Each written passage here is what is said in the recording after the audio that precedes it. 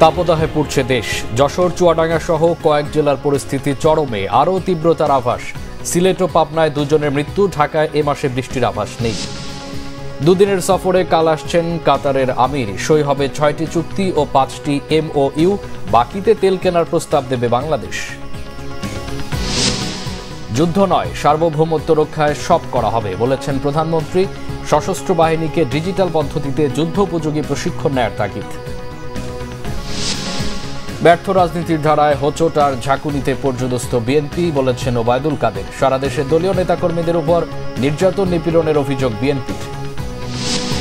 সাবেক আইজিপি বেনজিরের বিরুদ্ধে অভিযোগ অনুসন্ধানে দুদককে চিঠি ব্যারিস্টার সুমনের।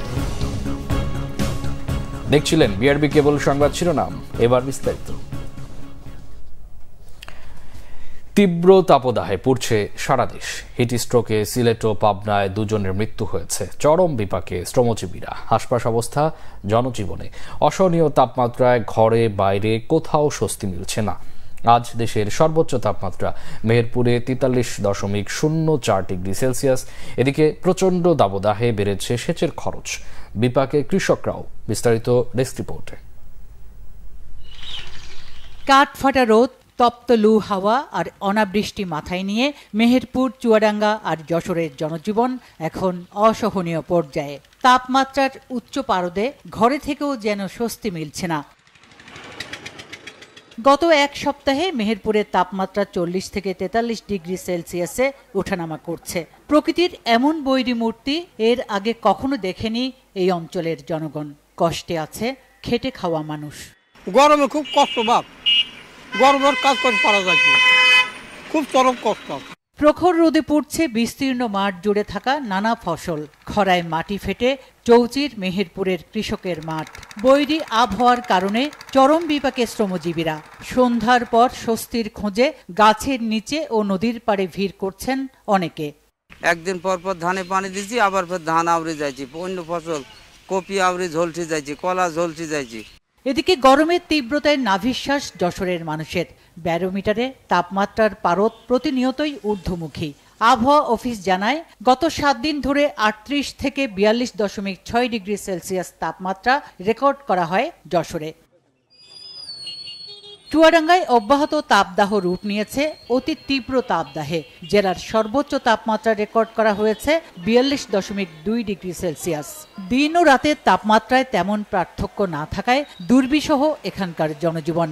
আরও কয়েকদিন এমন তাপমাত্রা থাকবে বলে জানিয়েছে আবহাওয়া অফিস।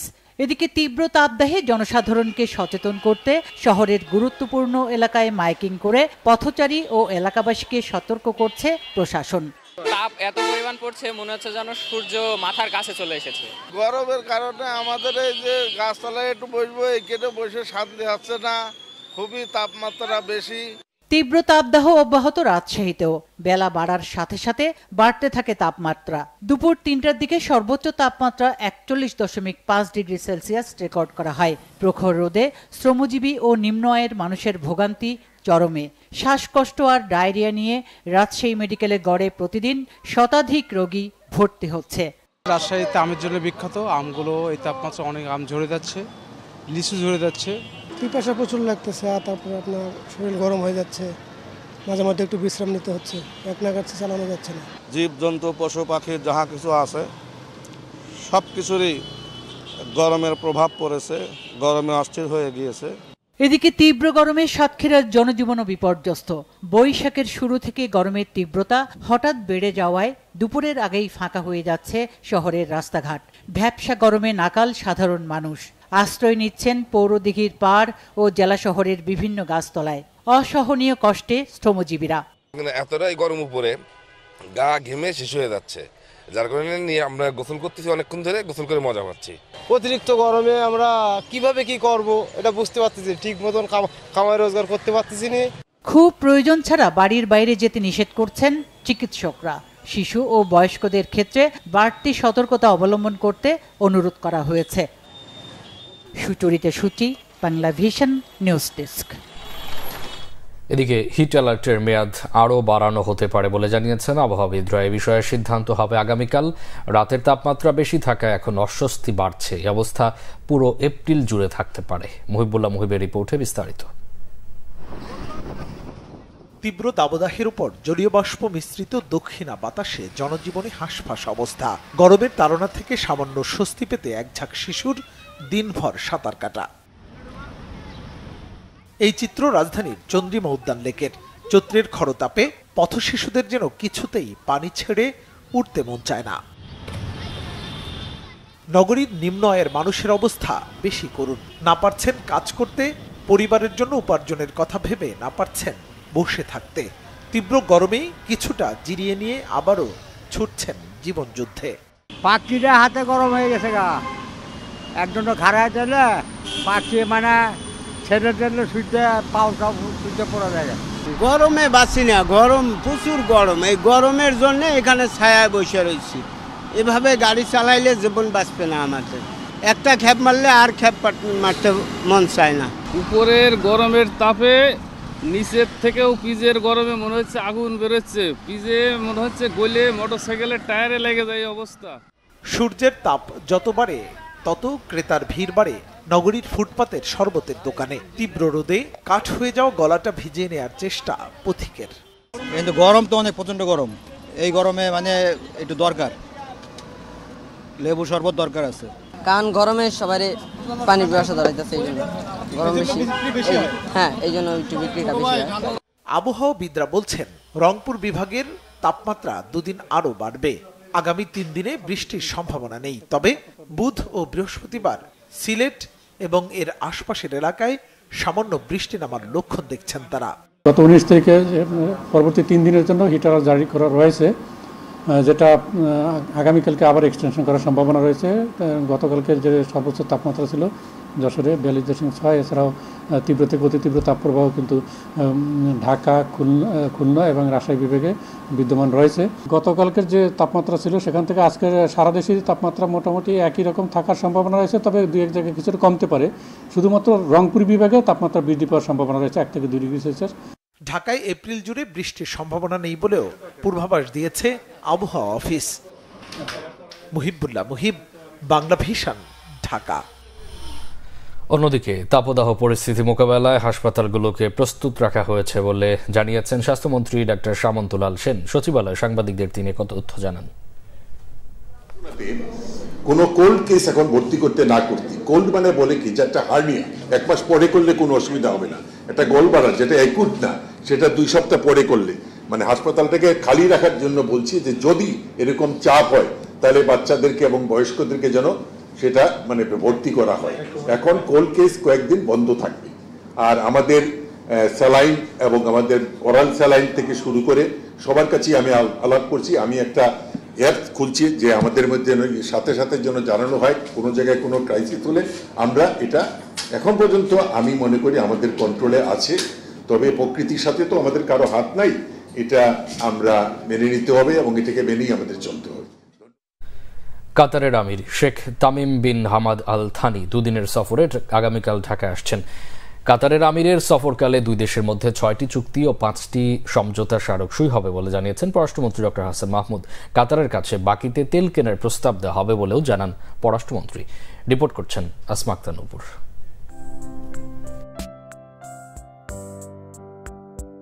কাতারের আমির শেখ তামিম বিন হামদ আল থানির বাংলাদেশ সফর নিয়ে রবিবার দুপুরে পররাষ্ট্র মন্ত্রণালয়ে সংবাদ সম্মেলন করেছেন পররাষ্ট্রমন্ত্রী ডক্টর হাসান মাহমুদ। পররাষ্ট্রমন্ত্রী জানান, কাতারের আমিরের 2 দিনের সফরে বাংলাদেশ ও কাতারের মধ্যে 6টি চুক্তি ও 5টি সমঝোতা স্মারক সই হবে। সম্ভাব্য চুক্তিগুলো হচ্ছে দ্বৈত কর পরিহার ও কর ফাঁকি সংক্রান্ত, আইনি বিষয়ে সহযোগিতা, সাগর পথে পরিবহন, উভয় দেশের পারস্পরিক বিনিয়োগ উন্নয়ন ও সুরক্ষা, 2 দেশের মধ্যকার দণ্ডপ্রাপ্ত ব্যক্তিদের বদলি এবং যৌথ ব্যবসা পরিষদ গঠন। সম্ভাব্য 5টি সমঝোতা স্মারকের মধ্যে রয়েছে শ্রম শক্তি বন্দর পরিচালনা, উচ্চশিক্ষা ও বৈজ্ঞানিক গবেষণা, যুব ও ক্রীড়া ক্ষেত্রে সহযোগিতা এবং কূটনৈতিক প্রশিক্ষণে সহযোগিতা। এই সফর বাংলাদেশের মহামান্য রাষ্ট্রপতি এবং মাননীয় প্রধানমন্ত্রীর আমন্ত্রণ ক্রমে এই সফর অনুষ্ঠিত হতে যাচ্ছে। বিগত 2023-এর মার্চ ও মে মাসে 2বার কাতার সফরের মাধ্যমে উভয় দেশের মধ্যকার দ্বিপক্ষীয় সম্পর্ক সুদৃঢ় অবস্থানে উপনীত হয়েছে। এরই ধারাবাহিকতায় কাতারের মহামহিম আমির বাংলাদেশ সফর করবেন। সফরকালে কাতারের কাছে বাকিতে তেল কেনার প্রস্তাব দেয়া হবে বলে জানান মন্ত্রী। আশা করেন বাংলাদেশের জ্বালানি নিরাপত্তা বাড়াতে এই সফর গুরুত্বপূর্ণ ভূমিকা রাখবে। কাতার তো নানা ক্ষেত্রে বিনিয়োগ করতে পারে। কাতার যেমন কাতার আমাদের রিনিউয়েবল এনার্জিতে বিনিয়োগ করতে পারে, আমাদের এলএনজি সহ নানা ক্ষেত্রে বিনিয়োগ করতে পারে। এছাড়া আমাদের কাতার যেমন আমাদের ব্যাংকিং সেক্টরে বিনিয়োগ করতে পারে। আমরা প্রস্তাব করতে পারি, করার সম্ভাবনা রয়েছে। তারা যদি চায়, ইন্টারেস্টেড হয় যে আমাদের অর্থনৈতিক অঞ্চলে একটি বিশেষ এলাকা তাদের জন্য, তাহলে সেটি দেওয়ার ক্ষেত্রে অবশ্যই পজিটিভ আলোচনা হবে। এর আগে সকালে পররাষ্ট্রমন্ত্রী ডক্টর হাসান মাহমুদের সঙ্গে পররাষ্ট্র মন্ত্রণালয়ে সৌজন্য সাক্ষাৎ করেন পাকিস্তানের হাই কমিশনার সৈয়দ আহমেদ মারুফ। দ্বিপাক্ষিক সম্পর্ক নিয়ে দুদেশের মধ্যে আলোচনা হয়েছে বলে জানান পাকিস্তানের high commissioner. We discussed all issues and many opportunities, the economic, trade. অনেক বিষয় নিয়ে কথা হয়েছে। দুদেশের মধ্যে ব্যবসা এবং অর্থনীতিতে অনেক সম্ভাবনা রয়েছে। দ্বিপক্ষীয় আলোচনা অনেক সুন্দর হয়েছে। And I really enjoyed this company. Wonderful host and we have a great discussion. সাক্ষাতে ৭১-এর গণহত্যা নিয়ে আলোচনা হয়েছে বলেও জানা গেছে। আসমা আক্তার নূপুর, বাংলা ভিশন, ঢাকা। সশস্ত্র বাহিনীকে ডিজিটাল পদ্ধতিতে যুদ্ধোপযোগী প্রশিক্ষণ নেওয়ার তাগিদ দিয়েছেন প্রধানমন্ত্রী শেখ হাসিনা। চট্টগ্রামে বঙ্গবন্ধু শেখ মুজিব ব্যাটারি কমপ্লেক্স উদ্বোধন করে তিনি বলেন, বিশ্বে এখন ডিজিটাল পদ্ধতিতে যুদ্ধ চলছে। বাংলাদেশ সবার সাথে বন্ধুত্ব বজায় রাখলেও স্বাধীনতা রক্ষায় যা যা করা দরকার তাই করা হবে। রিপোর্ট সৈয়দ আব্দুল মুহিতের। দেশের প্রথম আর্টিলারি বা ভারী অস্ত্র সংবলিত ইউনিট মুজিব ব্যাটারি। ৭১-এর স্বাধীনতা যুদ্ধে ৮০ জন মুক্তিযোদ্ধাকে নিয়ে গড়ে তোলা হয় এই বাহিনী। প্রশিক্ষিত গোলন্দাজ সেনাবাহিনী গড়ে তুলতে চট্টগ্রামের হালি শহরে যাত্রা শুরু হয় আর্টিলারি সেন্টার অ্যান্ড স্কুলের, যেখানে প্রতি বছর প্রশিক্ষণ নিচ্ছে ১২টি দেশসহ বাংলাদেশের সশস্ত্র বাহিনীর সদস্যরা। গোলন্দাজ বাহিনীর কর্মকাণ্ডকে আরও গতিশীল করতে এবার সেখানে বঙ্গবন্ধু শেখ মুজিব ব্যাটারি কমপ্লেক্স প্রতিষ্ঠা। মুজিব ব্যাটারির ঐতিহ্য নতুন প্রজন্মের কাছে তুলে ধরতে নবনির্মিত কমপ্লেক্স ভবনটির উদ্বোধন করেন প্রধানমন্ত্রী শেখ হাসিনা। কমপ্লেক্সটির আর্টিলারি জাদুঘরে স্থাপিত জাতির পিতা বঙ্গবন্ধু শেখ মুজিবুর রহমানের প্রতিকৃতি, মুক্তিযুদ্ধে ব্যবহৃত কামান, গোলা বারুদ ও গোলন্দাজ বাহিনীর অপারেশনের গৌরবময় ইতিহাস সম্পর্কে অবহিত হন প্রধানমন্ত্রী। সেনা সদস্যদের দরবারে সেনাবাহিনীর উদ্দেশ্যে নির্দেশনামূলক বক্তব্য রাখেন বঙ্গবন্ধু কন্যা। গুরুত্ব দেন ট্রেনিং সেন্টারের সুনাম অক্ষুণ্ণ রাখার পাশাপাশি যুগোপযোগী প্রশিক্ষণের। বিশ্বের সঙ্গে তাল মিলিয়ে চলতে হবে। পাশাপাশি জাতিসংঘ শান্তি রক্ষা মিশনে আমরা সশস্ত্র বাহিনীর তারা বিশেষ অবদান রেখে যাচ্ছে। অন্যান্য দেশে সশস্ত্র বাহিনীর সাথে কাজ করতে হয়। আমি চাই যে আমাদের ছেলে মেয়েরা কখনোই পিছিয়ে থাকবে না। সব ধরনের আধুনিক প্রশিক্ষণ তাদের দিতে হবে। তাছাড়া ডিজিটাল বাংলাদেশ আমরা গড়ে তুলেছি। আজকাল যুদ্ধটা এখন তো ডিজিটাল পদ্ধতিতেও শুরু হয়ে গেছে। কাজে সেদিকে লক্ষ্য রেখে সব ধরনের আধুনিক জ্ঞান সম্পন্ন উচ্চ প্রশিক্ষিত সশস্ত্র বাহিনী গড়ে উঠুক, সেটাই আমাদের কাম্য। স্বাধীনতা সার্বভৌমত্ব রক্ষায় সশস্ত্র বাহিনীর দায়িত্বের কথা স্মরণ করে দেন সরকার প্রধান।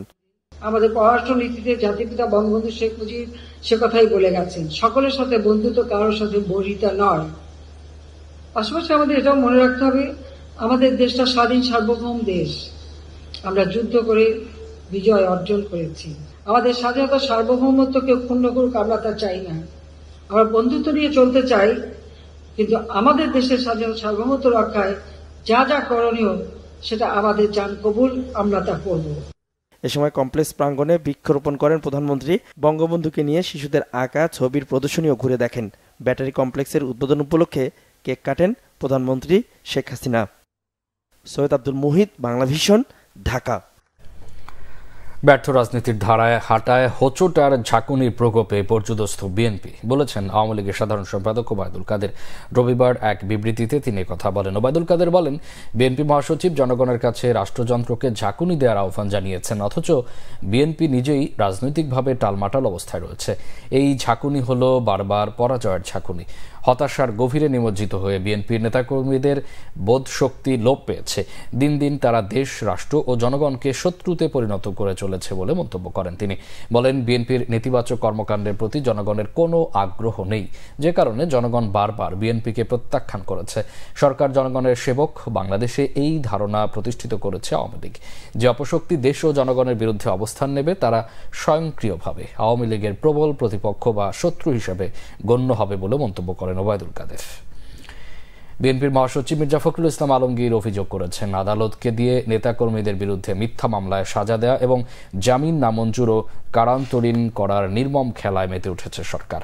দিনাজপুর জেলা বিএনপির যুগ্ম সাধারণ সম্পাদক আব্দুস সাত্তার মিলন ও ঢাকা মহানগর বিএনপির ২৭ নেতাকর্মীর জামিন নামঞ্জুর করে কারাগারে প্রেরণের ঘটনায় গভীর উদ্বেগ প্রকাশ করেন দলের মহাসচিব মির্জা ফখরুল ইসলাম আলমগীর। বিবৃতিতে মির্জা ফখরুল বলেন, নেতাকর্মীদের জামিন নামঞ্জুর করে জেল হাজতে পাঠানো বর্তমান আওয়ামী সরকারের চলমান অপকর্মেরই নিরবিচ্ছিন্ন একটি অংশ। এরই ধারাবাহিকতায় সারা দেশে প্রতিনিয়ত আদালতকে দিয়ে বিএনপি সহ বিরোধী নেতাকর্মীদেরকে মিথ্যা মামলায় অন্যায়ভাবে সাজা প্রদান এবং জামিন নামঞ্জুর করে কারাগারে পাঠানো হচ্ছে। নেতাকর্মীদের বিরুদ্ধে মিথ্যা ও বানোয়াট মামলা প্রত্যাহার, সাজা বাতিল এবং নিঃশর্ত মুক্তির জোর দাবি জানান মির্জা ফখরুল। বিএনপির সিনিয়র যুগ্ম মহাসচিব রুহুল কবির রিজভী বলেছেন, সারা দেশে বিএনপির নেতাকর্মীদের উপর নির্যাতন, নিপীড়ন চলছে এবং মিথ্যা মামলায় নেতাকর্মীদের সাজা দেওয়া হচ্ছে। তলে তলে দেশবিরোধী কাজ করে যাচ্ছে সরকার। বিএনপি চেয়ারপারসনের উপদেষ্টা হাবিবুর রহমান হাবিব কেরানীগঞ্জ কারাগার থেকে মুক্ত হয়ে সকালে নয়াপল্টনে দলের কেন্দ্রীয় কার্যালয়ে যান। সেখানে তাকে ফুল দিয়ে বরণ করে নেন বিএনপির সিনিয়র যুগ্ম মহাসচিব রুহুল কবির রিজভী সহ পাবনা জেলার নেতাকর্মীরা। এ সময় রুহুল কবির রিজভী বলেন, বেগম খালেদা জিয়ার পক্ষে কথা বলতে গিয়ে হাবিবুর রহমান হাবিবকে কারাগারে যেতে হয়েছে। সরকার অন্যায়ভাবে নেতাকর্মীদের মিথ্যা মামলায় সাজা দিচ্ছে। অবিলম্বে বন্দী নেতাকর্মীদের মুক্তির দাবি জানান তিনি। তার অদম্য মনোবল আদালত বিচলিত করতে পারে না। তিনি শাস্তি এবং নির্যাতন বরণ করে নিয়েছেন, কিন্তু তবুও তিনি যা বলেছেন, যেটি সত্য মনে করেছেন, সেইখান থেকে ন্যূনতম বিচ্যুত। আজকের রাজনীতির যে নৈতিকতার যে ঘাটতি, কথার সাথে কাজের যে ঘাটতি, সেইখান থেকে একটি উজ্জ্বল দৃষ্টান্ত হাবিব ভাই তৈরি করেছে। তারা প্রকাশ্যে কোনো কাজ করতে পারে না, প্রকাশ্যে কি করে মানুষের কাছে প্রতারণা করে। ওবায়দুল কাদের, হাসান মাহমুদ, এরা তাদের বক্তৃতায় বলেছেন অনেক কিছু তলে তলে, আর তলে তলে ওনারা দেশ বিরোধী, জনগণ বিরোধী ওনারা কাজ করেই যাচ্ছে, একের পর এক কাজ তারা করেই যাচ্ছে। পুলিশের সাবেক আইজি বেনজির আহমেদের বিরুদ্ধে ওঠা অভিযোগ অনুসন্ধান করতে দুর্নীতি দমন কমিশন দুদককে চিঠি দিয়েছে সংসদ সদস্য ব্যারিস্টার সৈয়দ সাইদুল হক সুমন।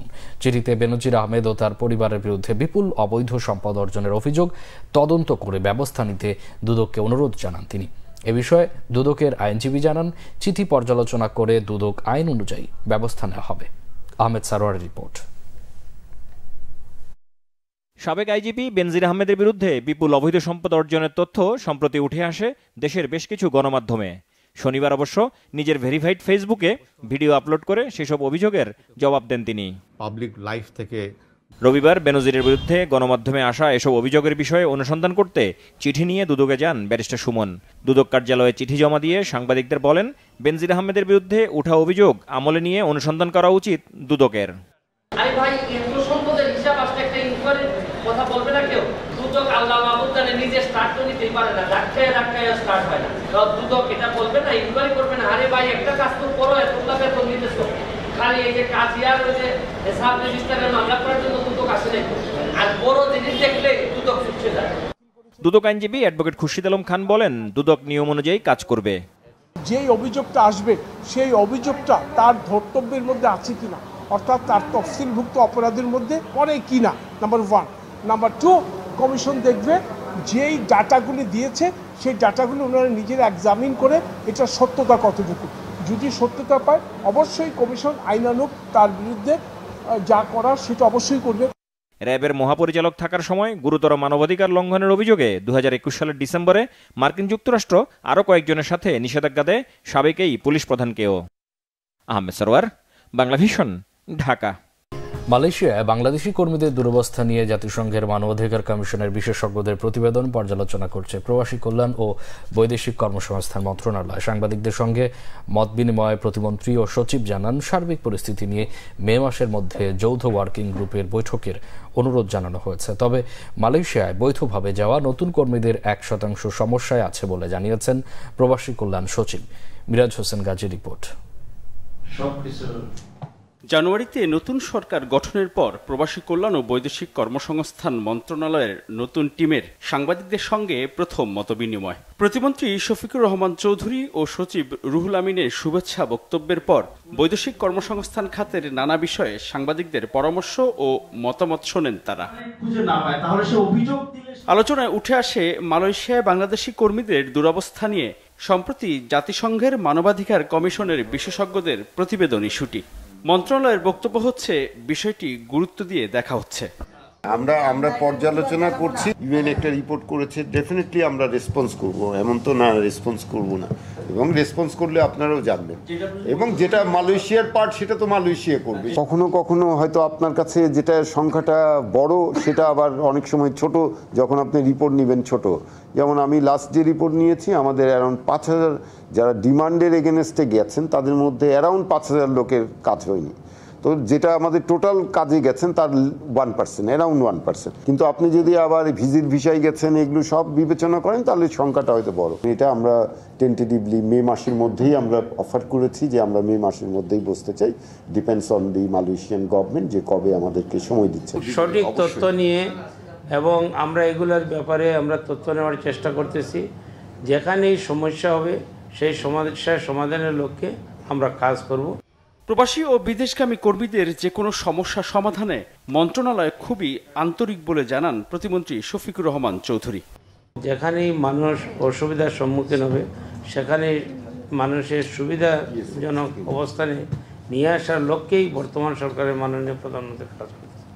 এই দেশের মানুষের মুখে হাসি ফোটাতে চান, জাতীয় জনক বঙ্গবন্ধুর স্বপ্নের সোনার বাংলা গড়ার লক্ষ্যেই তিনি কাজ করতেছেন এবং আমাদেরকে নির্দেশনা দিয়েছেন, এবং আমরা সেই নির্দেশনা মোতাবেক আমরা কাজ করে যাচ্ছি। মন্ত্রণালয়ে যে সমস্ত অভিযোগ আছে সেই অভিযোগগুলো যদি আনঅ্যাটেন্ডেড না থাকে, আনঅ্যাটেন্ডেড যেন কোনোভাবেই না থাকে, আগে মন্ত্রণালয়ে যদি অ্যাটেন্ডেড হয় তাহলে বিএমটি এটা সচল হবে।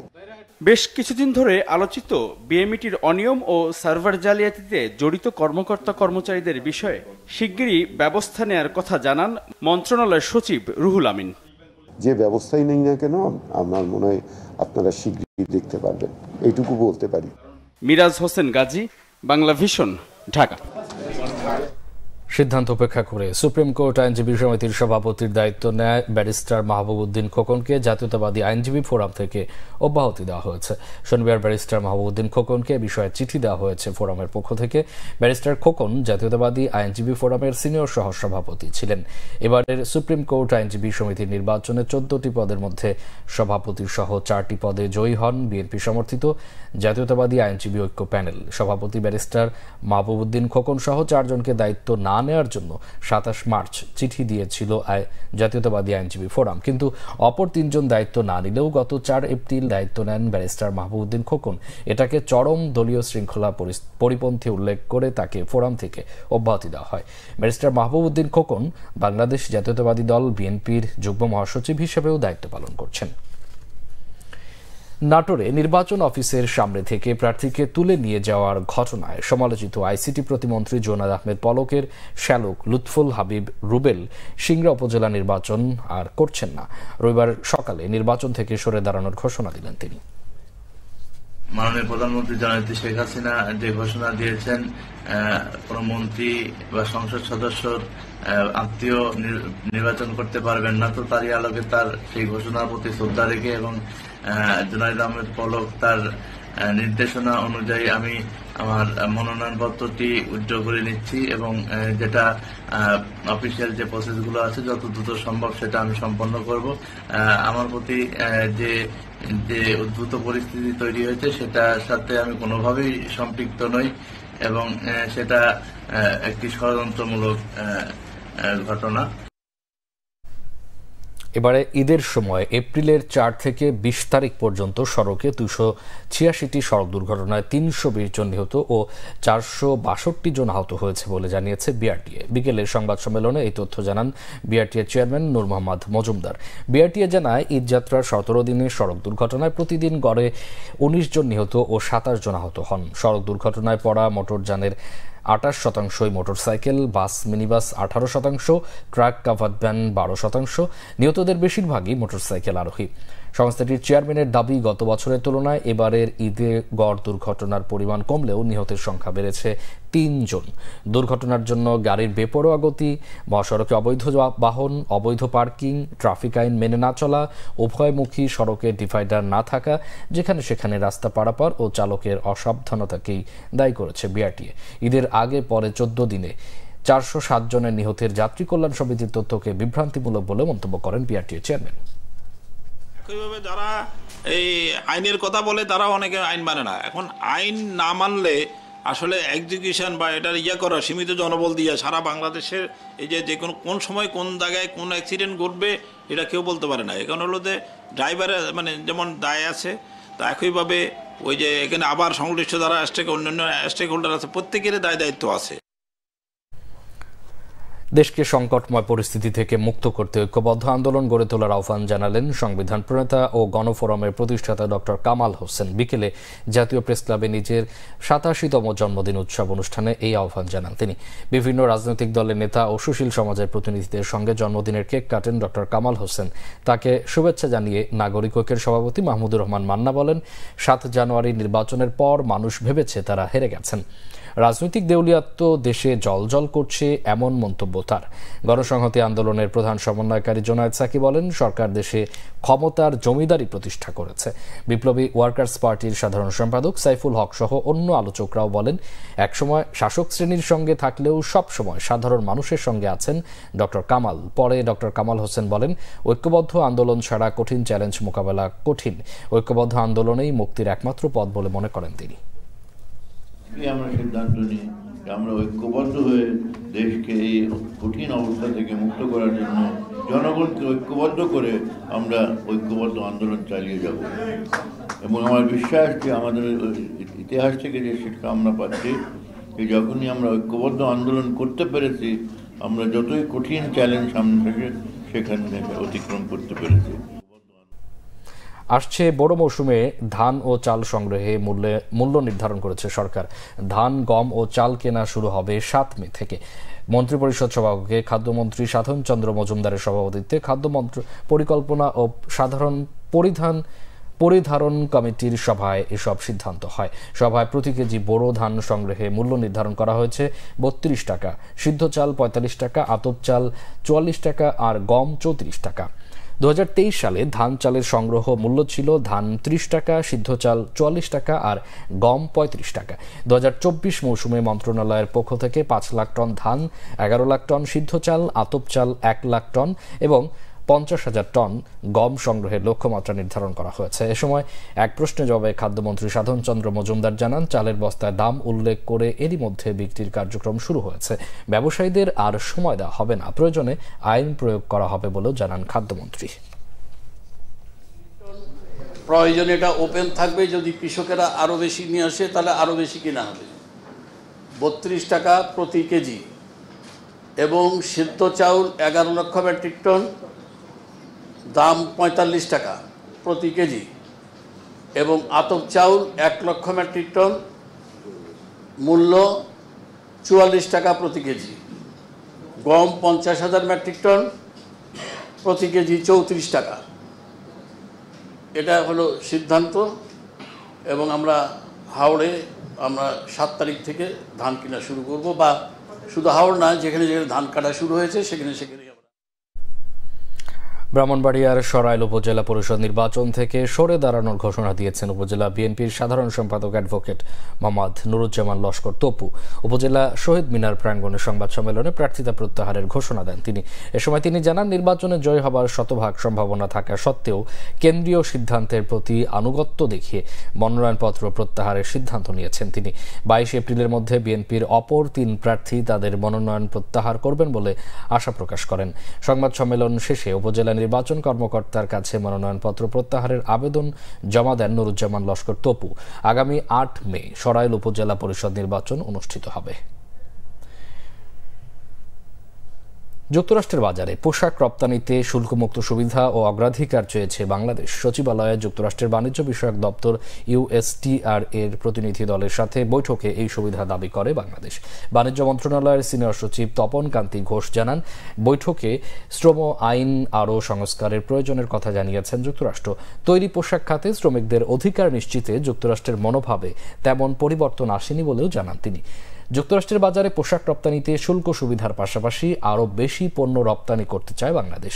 এই ব্যাপারে যুক্তরাষ্ট্র সরকার সিদ্ধান্ত দেবে বলে জানিয়েছেন USTR প্রতিনিধিরা। সামনে যুক্তরাষ্ট্রের নির্বাচন থাকায় জিএসপি সুবিধা কতটা মিলবে সেটি এখনই নিশ্চিত করে বলা যাবে না বলেও জানিয়েছেন বাণিজ্য সচিব। বিআরবি হাসপাতালের 10ম প্রতিষ্ঠাবার্ষিকী উদযাপিত হয়েছে। জাঁকজমকপূর্ণ অনুষ্ঠানের উদ্বোধন করেন হাসপাতালের ব্যবস্থাপনা পরিচালক মোহাম্মদ পারভেজ রহমান। অনুষ্ঠানে প্রধান অতিথি ছিলেন হাসপাতালের পরিচালক মোহাম্মদ শামসুর রহমান।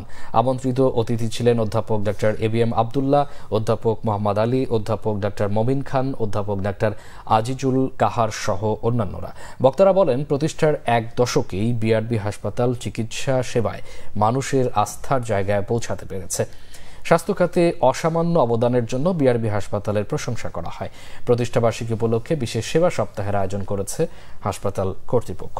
চলবে 27 এপ্রিল পর্যন্ত।